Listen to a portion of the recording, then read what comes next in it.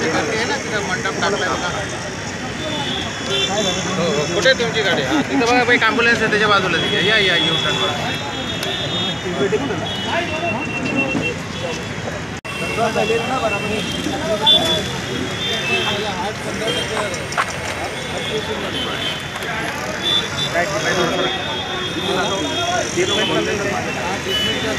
लोगों को घंटा बोले तो अभी 4 हुए हैं, करीबन 30 घंटा हो गया. प्रशासन की तरफ से कोई आया? अरे प्रशासन तो मार डालना चाह रही है हमको भाई. प्रशासन की तरफ से तो कोई नहीं है, शासन की तरफ से कोई नहीं है, पुलिस की तरफ से सपोर्ट नहीं है. अभी काफ़ी आपके दोस्त यार आए थे, पत्रकार बंधु, उनसे इंटरव्यू दिया. जब जाके मैं भड़का कि भाई पुलिस मुझे देख नहीं रही है, हमको देख नहीं रही. एक आदमी हमारा हॉस्पिटलाइज हो गया.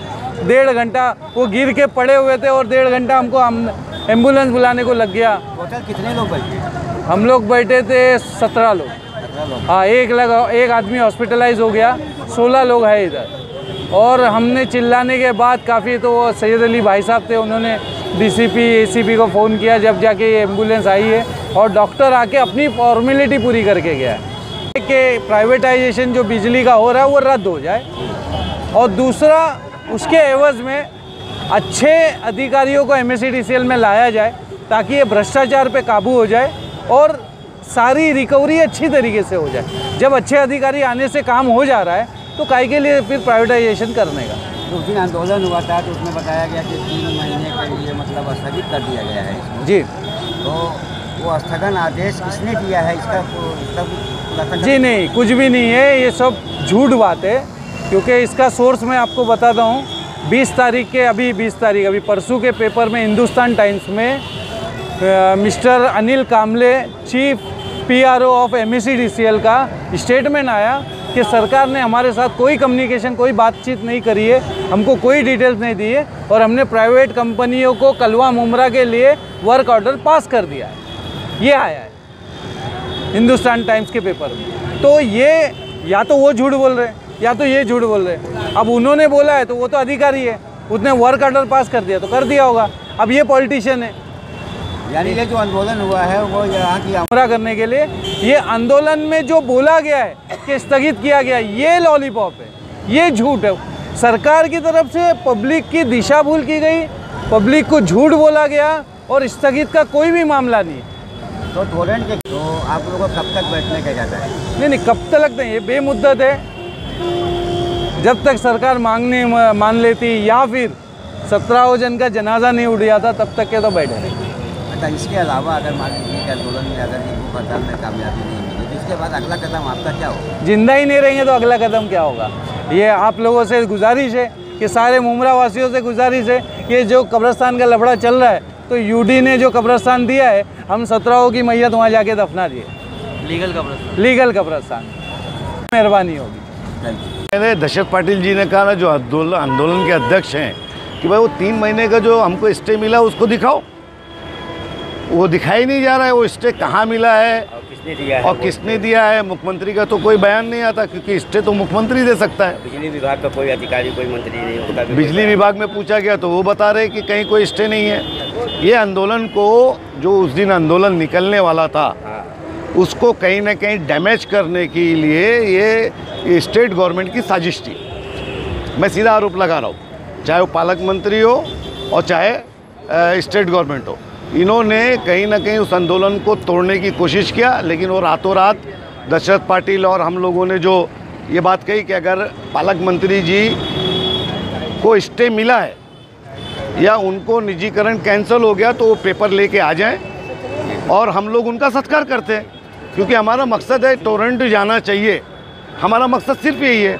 तो वो कोई भी करके लेके आ जाए.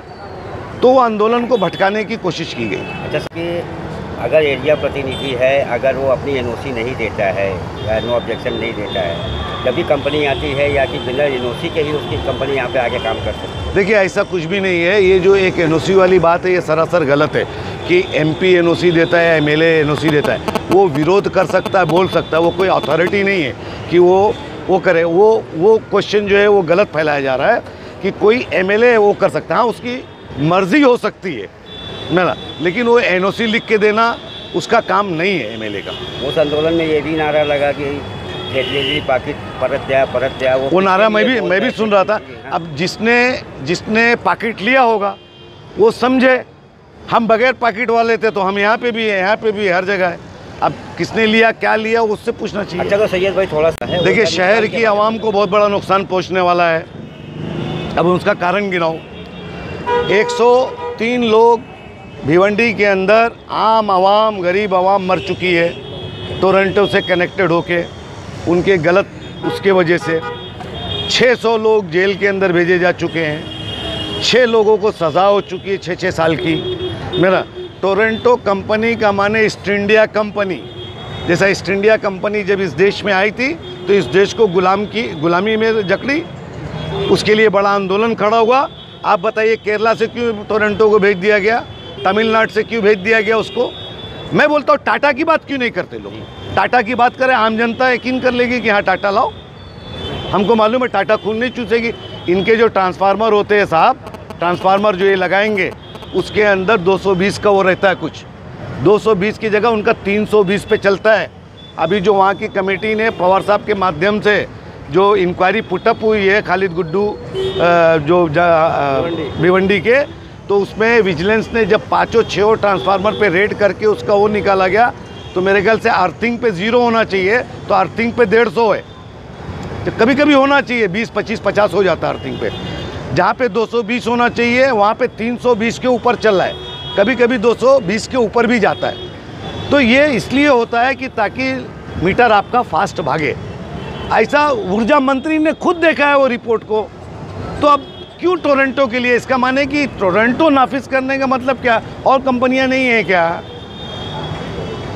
ऐसा क्या है टोरंटो? तो ये गुजरात से कनेक्टेड है, इसके पीछे कौन लोग हैं और किसकी सरकार है आपको भी मालूम है, और ये ऐसी जगहों पे नाफिज किया जा रहा है। मैं पूछता हूँ कि सवाल ये है कि MSEDL जिसको करोड़ों करोड़ों रुपया दिया गया इस शहर के लिए, अजीत दादा जब उसके मंत्री थे, तो वो पैसा कहाँ गया? अगर आज वो पैसा होता था, वो पैसे का अगर काम एग्जीक्यूट किया गया होता इस शहर को, तो इस शहर को कोई ज़रूरत नहीं थी। 5 रुपये में आप खरीद के 3 रुपये पे उनको बेच रहे हो। आप क्यों नहीं कर रहे हो ये काम? सरकार के माध्यम से क्यों नहीं? सरकार किसकी होती है? जनता की होती है। हमारे टैक्स पे सरकार चल रही है ना। तो सरकार 5 रुपये में ले रही है, इनको 3 रुपये में दे रही है, तो वो निज़ाम बराबर करेंगे। आप निज़ाम क्यों नहीं? एक अफसर को यहाँ आने के लिए जो जेई है या क्या, कौन बड़ा अफसर होता है, यही क्या है, उसको लोग रिश्वत लेते, तो 40 लाख रुपया रिश्वत। तो सरकार की नाकामी है कि तुम अपने अधिकारियों को क्या नाम है, अपना काम नहीं गए, पैसा लेके जब यहाँ भेजोगे तो पैसा कमाएंगे। सैयद भाई ये मैं जो दिया गया इस शहर को, उसके ऊपर इंक्वायरी क्यों नहीं होती? इसका माने उसमें भ्रष्टाचार है, इसका माने कि इसमें सारे लोग मिले हुए, उसकी इंक्वायरी करें कि इतना बड़ा पैसा आया गया कहाँ। सैयद भाई यहाँ पे राष्ट्रवादी से आपके अलावा यहाँ पे आप ये सोच के आए कि भाई मैं मुंब्रा में रहता हूँ तो हमारी भी जिम्मेदारी बनती है, आप आए, लेकिन और कोई राष्ट्रवादी? देखिए ऐसा है, मैं सियासत नहीं करता, मैं इस शहर को बड़े बचपने से देखा हूँ और मेरे ऊपर किसी का दबाव नहीं चलता है। जो सच है मी मुंब्रा करके उसके ऊपर चल रहा है। दशरथ पाटिल यहाँ बैठे, दशरथ पाटिल के नेतृत्व में कमेटी बनी गई, वो उसके अध्यक्ष चुने गए, और यहाँ पे जो लोग बैठे वो किसी भी पॉलिटिकल पार्टी के, उससे मुझे लेना नहीं है।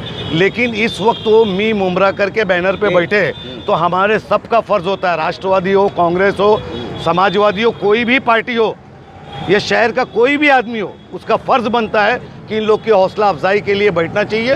क्योंकि आज ये 24 घंटे के ऊपर क्रॉस करके, इनके घर की ज़रूरत नहीं है, ये पूरे शहर के लिए लड़ रहे। मैं इनको मुबारकबाद देता हूँ और इनके लिए हर दम आके बैठूँगा।